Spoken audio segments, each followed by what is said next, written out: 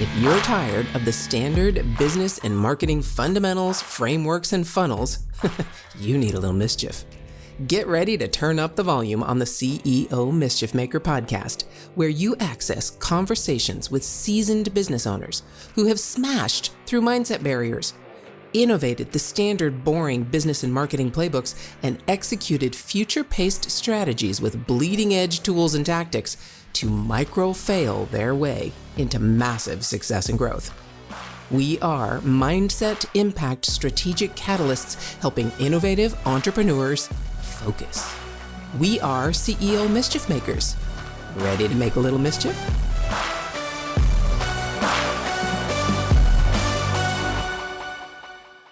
Hey, CEO Mischief Makers, welcome to the conversation. I get to share with you someone I am so excited to chat with, someone I just recently met on a, it was a Zoom call and then a phone call, and now we're here.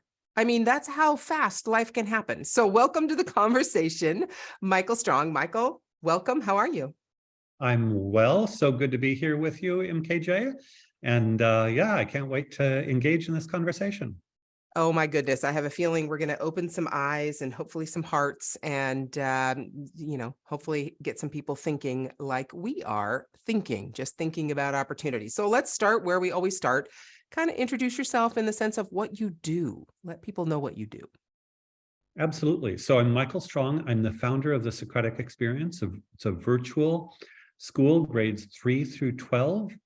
Building on my 35 years of creating innovative schools, I am almost certainly the most experienced developer of innovative educational programs in the US, possibly the world.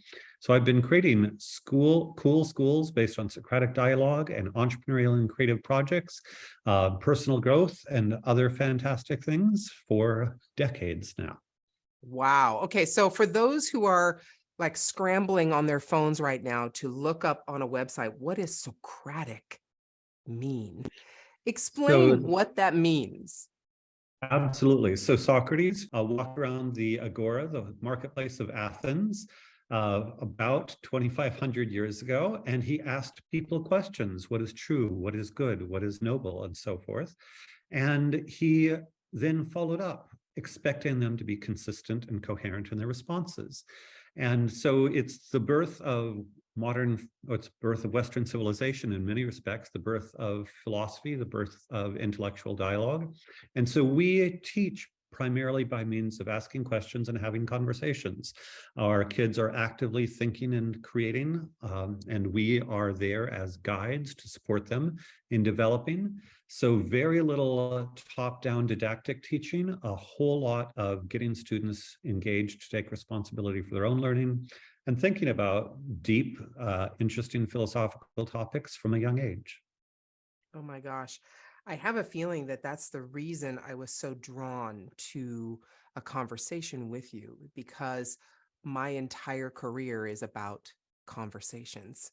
And that's it. That's where, for me, that's what everything stems from, is having conversations, whether it's with myself, which unfortunately is a lot, but also with others that I'm looking to and seeking to have a sounding board, get new information, gather knowledge, find out if there's alignment. I mean, that's conversations with everyone, everywhere.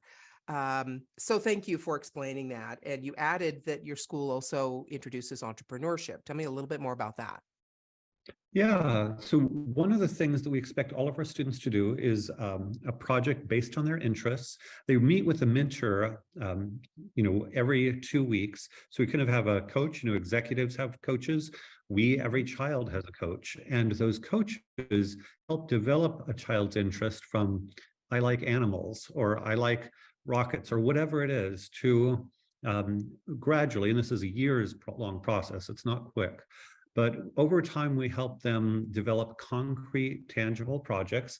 And over time, we also help them figure out how to monetize. So we use the famous purpose diagram a lot, the intersection of what do you love, what are you good at, what will the world pay for, and what does the world need? We get them thinking about those intersections. And so ultimately, we get them to own their own education and own their own life, and then think about real world, tangible projects they can do that manifest who they are in the world and ideally make money at it. These are fundamental principles. These are not principles that are new age or new thinking. These are fundamental. These are questions that have been asked by humans forever. For as long as there have been humans, or at least for the Socratic method, as long as Socrates was around, which was a long time.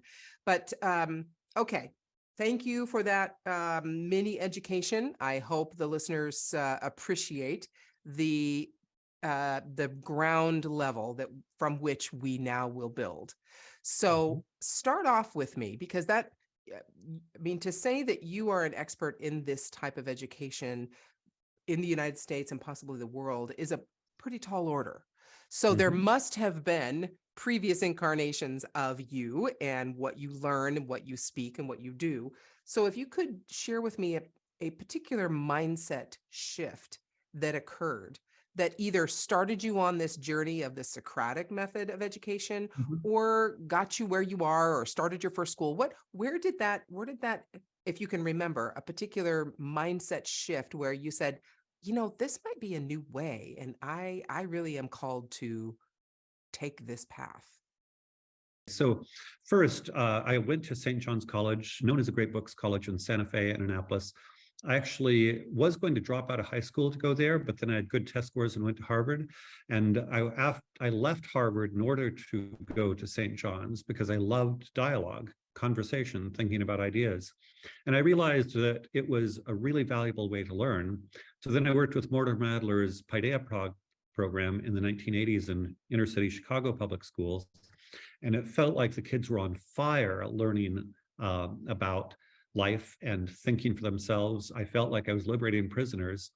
I was then doing this in Alaska, training public school teachers to lead Socratic seminars. We were on grant money. When the grant money ran out, parents asked me to start a private school. So I was an accidental education entrepreneur. I didn't know anything about payroll and marketing and all that. So huge mindset shift to go from working with kids in classrooms to thinking about business as a thing. I gradually realized that the whole branding and marketing is huge. And a lot of this has to do with people are so separated in our world. There are the intellectuals and the entrepreneurs, the business type. They usually don't talk to each other.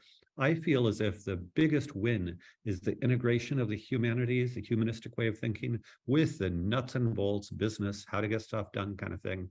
I think both sides need to be integrated.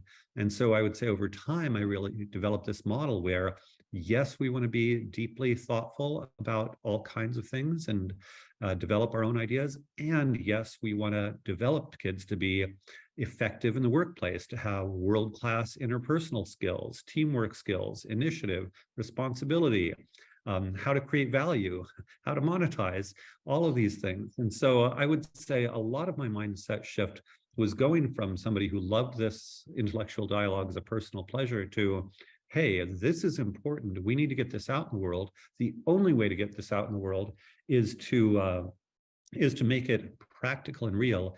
And I found a lot of business people really appreciated it at the same time. Then finally, if I am allowed one more mindset shift, ultimately I realized that the deepest part of what I was doing was creating a subculture. So most people think of schools, they think of curriculum and pedagogy and assessment and all of those, I would say, external factors. But I realized in order to really develop excellent results, I needed, let me give you a few statistics. 75% of high school students in the United States are unhappy. 2/3 of them are disengaged from learning. Almost half are depressed and suicidal. High school adolescence in the United States is a catastrophe. Adolescence in the US is a catastrophe. And there's been a lot of attention to how social media has, in fact, made it much worse. But I started this in the 1990s, and it's been bad for a long time. And, Beavis and Butthead that's a snapshot of more American high schools than you'd care to think. That's been around a while. And so I realized I needed to go from a culture of apathy and disengagement, passivity and depression to one of a purpose-driven, meaningful life where they were passionately engaged. All high performers. Actually, I had a beautiful class this morning. I teach a purpose class where we do this intersection of what do I love and so forth. I had a beautiful class this morning where we were talking about deliberate practice, deliberately learning to become ever more good at a particular skill that one loves, how that leads to a flow state of, you forget time is going because you're so engaged in perfecting your practice, and how ultimately you need to get better at time management in order to spend more time in developing your practice and entering a flow state. And ultimately, I see this as happiness and well-being. Those of us who love what we do and do what we love and are good at it, we spend most of our days in joyful activities. And my ultimate end game is a world of 8 billion people waking up and loving what they do, doing what they love while making the world a better place. And relative to that vision, I feel as if we're 0.1% of potential released at this point. Yes, unfortunately, I agree. Which is not always unfortunate. That means there's a great place to go, right? There's lots of wonderful things to make happen. So yeah, being so far behind that particular vision is not always negative. It's like that means the world is open and we can make a difference. So I want to come back. Thank you for that, first off, for taking us through that journey of mindset shifts. And there's two that I would really like to focus on, because I think from these two, there are pretty substantial leaps or pivots to your life based on what you explained. So the first one was when you were in Alaska and you were teaching this on a grant, and the grant ran out, and the teacher and the parents asked you to make a private school. And that's where you started going, okay, well, I know how to teach, but how do I run a business, which is a private school? It's not just teaching. So tell me a little bit more about that and that mindset shift where you had to really open yourself up from the relatively narrow confines of an educator to now an entrepreneur. Oh, that is such a big one. It is such a big one. And realistically, that was the first big moment.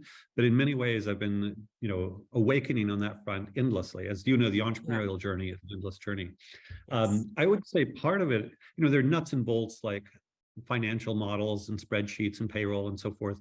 But I think the more important one is deepening my understanding of customer experience. I think ultimately, that's where what do parents really want? They want their children to be happy and well, and ideally lifetime happy and well. And so a lot of educators geek out on this math curriculum or that methodology or whatever it is. But at the end of the day, and this is part of the reason I'm so interested in the catastrophic mental health situation of adolescents today, but ultimately we provide value, and it helps me kind of escape all of the other stuff. Most people, most educators are stuck in the box of this is what 7th grade science looks like, and this is what so forth, 9th grade biology, whatever it is. And I'm looking at what do parents really want? They want their child to be happy and well. How do I do that? Not just me personally. It's one thing for me personally to do that, but how do I do this at scale? How do I train others? How do I, monitor, evaluate? And how do I make parents understand it? And how do I deepen the experience so that more parents and more children are getting more of that? And this gets into quality control. I become very interested in, quality control at scale. With software, once it works, it can work for 1 billion transactions. With human beings, wow, really, really difficult.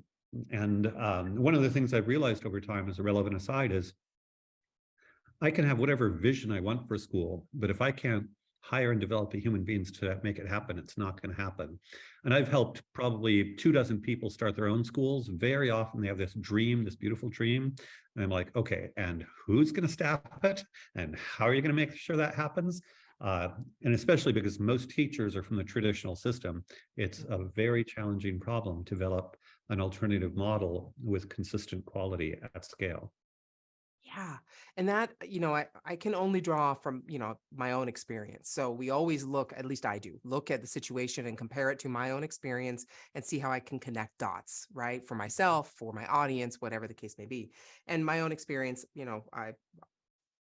school wasn't that difficult. I was lucky to catch on to things very quickly. And so high school was relatively easy. I could skate by with a B and do a complete report the night before and get a B. So why not for me? And it was only until I got to college that I went, oh, yikes.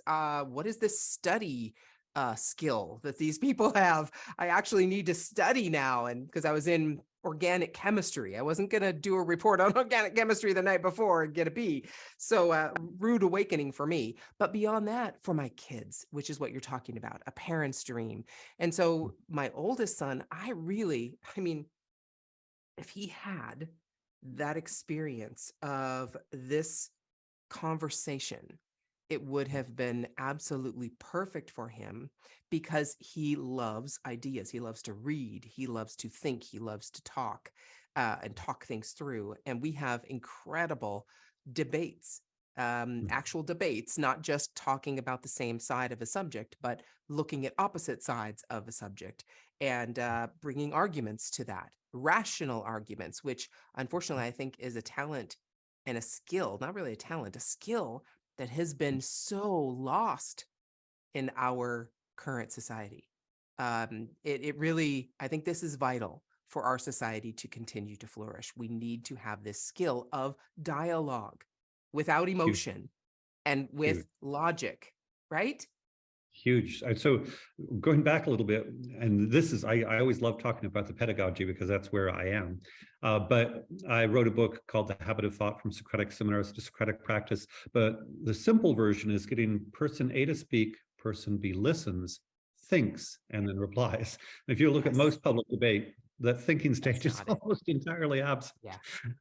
So a lot of what we do is to get kids to slow down and think. And part of how we do that is we have them read far more difficult materials than they're used to, but go very slowly. I used to run cross country, and I had a coach once who said, one of the best ways to practice is to run through plowed fields in hiking boots. I'm a farm boy too. And then when you get on the golf course in running shoes, you're flying. And so we slow them down and get them to read difficult material and learn how to analyze it. And that forces them to learn how to think and analyze more slowly, simply because they got to work their brains to understand what the heck we're talking about. Yeah. But, and I think the key from what you just mentioned, though, is listen. So if you, in a debate, obviously you're listening to what they're saying, but you do have an intent. You have an intention with your listening. You're actually trying to say the opposite, or, you know, at least argue the opposite. But in just normal conversation, if you really listen with no intent, right? You don't have the intent to come back and argue. You don't have the intent to convince the other person you're right. All those things. That's what I keep saying to my son. You know, your friends have an intent when they listen and when you talk with them. They have a specific intent. They want you to believe the way they do. It's comfortable. It's much more comfortable for the group to believe the same thing. It's much less comfortable to argue. My intent is for both of us to learn. I don't need you to come to my side. I don't have a side in that respect. My intent is for both of us to learn from each other. That's my only intent. So if you listen with that kind of an intent, a light of truth, listening to light the truth for the other person, not to intend them to do something else for me or with me or anything like that. Those are key aspects of this, which we could completely continue down this rabbit hole if we wanted to. But I wanted to talk about another mindset shift really quickly. That last one. I look at that last one that you mentioned, the whole community idea, as, again, significant. Tell me a little bit about that. Yeah, well, first of all, one of the great pleasures is that most students do love doing this. And then teachers, we call them guides love being part of this because it is joyful. We do cultivate an ethos of pursuing the true, the good, and the beautiful. And a lot of our parents, again, most of our parents are entrepreneurs or creative professionals. When they see where we're going, often these parents love it and are really grateful. I think one of the challenges is most parents come from a more conventional background. And so, you know, if they went to a liberal arts college and had really high quality intellectual dialogue at college, often they get it. But a lot of people have not had that experience, and they've been trained to believe that what I call memorize and forget. I got straight A's in school, you know, load the material in my brain, spit it out, get the A, walk away. But for most people, that's what educational learning is. And, you know, obviously you need to learn math. We, you know, have students learning math, but that's not memorize and forget. It's learning how to reason. You mentioned reasoning. Reasoning is really big. And so for people who don't understand reasoning, we need to explain it to them. so that they see the value of what we're doing. We do administer the SAT 3 times a year. Many alternative educators are kind of against tests. I actually think the SAT is a great test. And so we encourage students to track their own scores. And if they're college bound, we do have entrepreneurs and creatives who are not going there, in which case forget the SAT, absolutely meaningless to you. Again, highly individualized. But I would say a lot of creating a new kind of educational community is getting alignment among the students, among the faculty, among the parents. And so I, as leader, have a responsibility to be ever clearer about culture and community, what counts as inside what we're doing and what counts as outside what we're doing.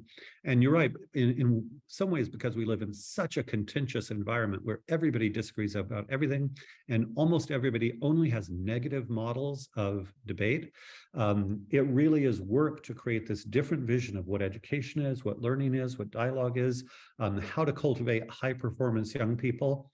So that's a lot of my work, is creating that alignment and articulating it in a million different ways, and setting boundaries internally with the staff and communicating to parents about that. Okay, hold on. If your mindset was shifted, you were inspired to innovate, and you were spurred into action, don't just move on with your day. Focus, my friend, and take a few minutes to visit CEOmischiefmaker.com to learn more about the value that was shared with you today. Please act now and create some CEO mischief of your own.